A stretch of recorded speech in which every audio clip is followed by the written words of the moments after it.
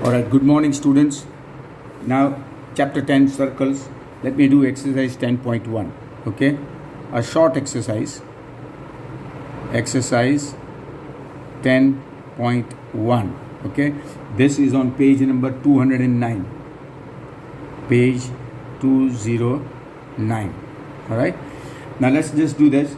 First question is, question number 1 says, how many tangents can a circle have? A circle can have infinitely many more tangents. A circle can have infinitely many tangents.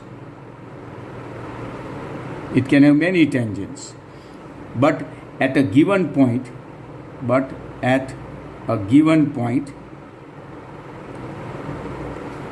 it can have only one tangent at a given point. Now what does that actually mean? You see, for example, this is your circle. Let a circle with center O. Okay, so and suppose this given point is point A. Now at this point you can only have one tangent. Okay, suppose line L is a tangent at A. Alright, so because the tangent must satisfy two conditions, it must lie in the plane of the plane of the circle, that means the plane of white paper, and it must be perpendicular. That only one is possible. You can have one like this also. You can have one like this, but this would not be in the plane of the paper, and therefore it would not be a tangent. Okay, you can have another tangent at point B also. Okay, you can have another tangent at point B. You can have another tangent at point C. So you can have many tangents, infinitely many tangents. Okay, but they would be at different points. But at one single given point, you can only have one tangent. All right. So second question now. Fill in the blanks. Okay, there are some questions here. Fill in the blanks. A tangent to a circle intersects in one point only. Okay, a tangent will intersect the circle in one point only. It cannot intersect in more than one point. You can see here at a given point of the circle there is only one tangent, so it will that point is called the point of contact. All right, see the second question there. A line intersecting a circle in 2 points is called, if it intersects in 2 points, it is called a secant of a circle.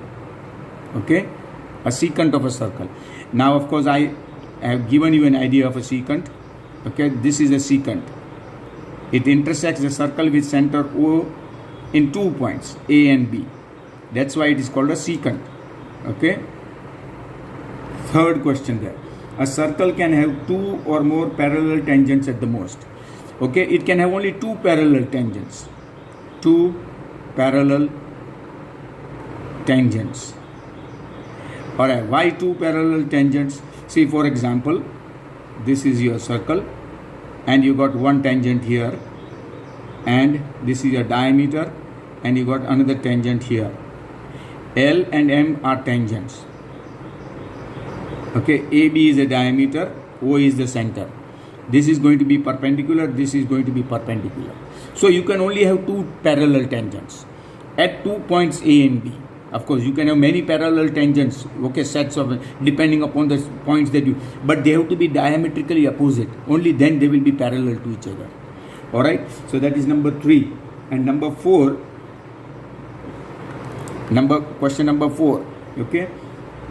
Question 4 says that the common point of a tangent to a circle and the circle is called the point of contact. The point of contact. Okay, it is called the point of contact. This point, okay, or this point, you can see the point where the tangent and the circle touch each other, that is called the point of contact. All right, then there is question number 3. Let's see question number 3 here. What does it say? A tangent PQ at a point. Okay, let us suppose we have a circle like this. Okay, and we have a tangent. This is your tangent, this is your point of contact. Let us suppose the point of contact is point P. Alright, now this is your center of the circle, point O. Now a line passing through the center of the circle, a tangent PQ. All right, P and Q. This is point Q. PQ is a tangent. A tangent PQ at a point P of a circle of radius 5 centimeters, okay, meets a line through the center O. So a point at a point Q. Okay, so it is passing through the center.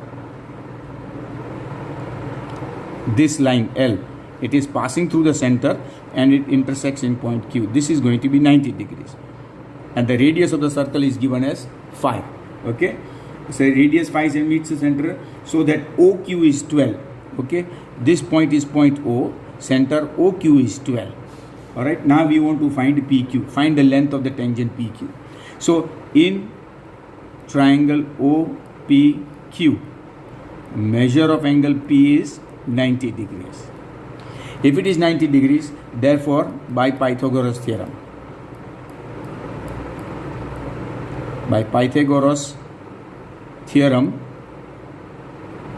if you apply Pythagoras theorem, okay, then you will get OQ square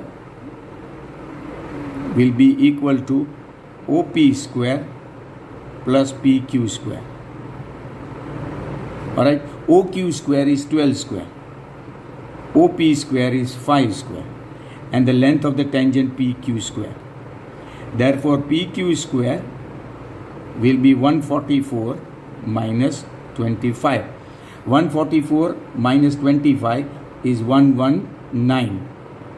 Okay, 119. Therefore PQ will be equal to square root of 119.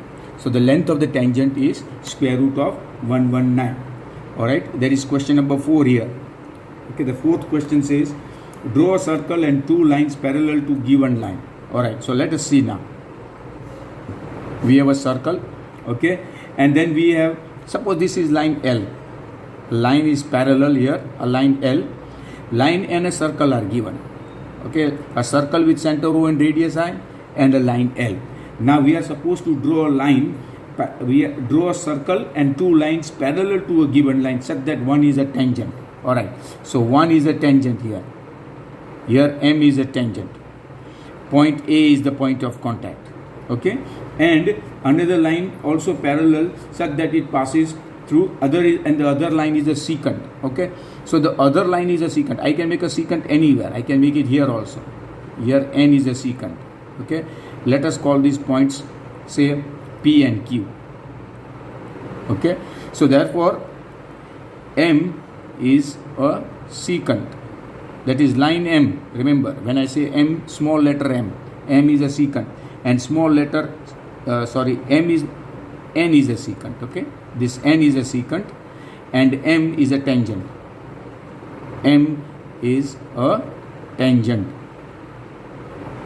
All right, so line M is a tangent. I'll write it here. Okay, and this line N is a secant. But the condition is that L is parallel to M is parallel to N. All three are parallel to each other. So M is a tangent parallel to L, line L, the given line. N is a secant. It is parallel to the given line. All three are parallel to each other. So this is exercise 10.1, a short, simple exercise. Okay, there is nothing much difficult about this, and anyone can do it very easily. All right, and just go through this carefully. If you don't do this carefully, then you will not be able to understand problems on circles. All right, that's enough for today. I will be doing one more video on the circles on exercise 10.2. Just keep looking for it. Okay, thank you and have a nice day.